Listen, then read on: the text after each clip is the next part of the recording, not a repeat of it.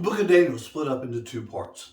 The first part is all about narrative. It is the story of Daniel and his friends as they navigate and manage their way being in a foreign land with foreign kings, and how God protected them and God took care of them and rescued them when they got in danger.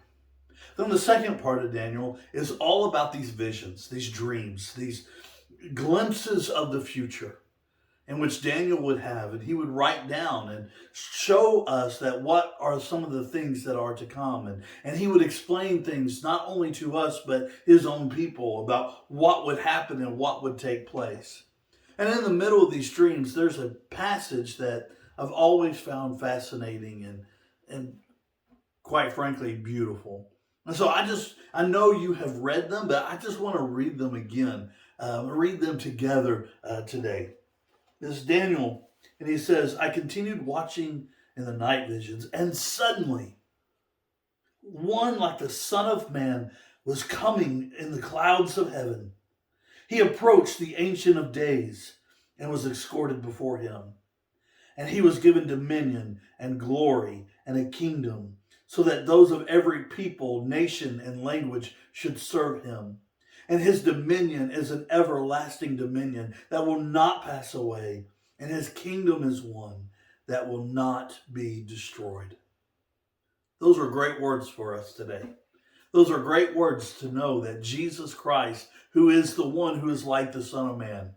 Do you know why Daniel looked at him and said, there's one who's coming who is like the Son of Man? Because it was the Son of Man. It was Jesus himself who came. And he came before the Ancient of Days. Over the last few years, I've really have been intrigued by that description of God, the one who is Ancient of Days. It speaks of his eternity past. It speaks of the fact that in the beginning, God. And so to know that the founder, the creator, the uncreated one, the one who sits upon the throne, and as his son comes to him, he says, I'm going to give you dominion and glory and honor and majesty and all these things. And everybody is going to recognize you. Everybody is going to worship you. Everybody is going to know who you are. And we are going to get a front row seat. We are going to get a front row seat to that time in which God is going to crown him King of Kings and Lord of Lords. He is going to give him his rightful place, that he will get glory and honor and praise for all that he has done. And so I wanted to share those verses with you and to think about that on that day, that final day, that final time when Jesus is recognized for who he is, that we'll be there. And I can't wait for that glorious day.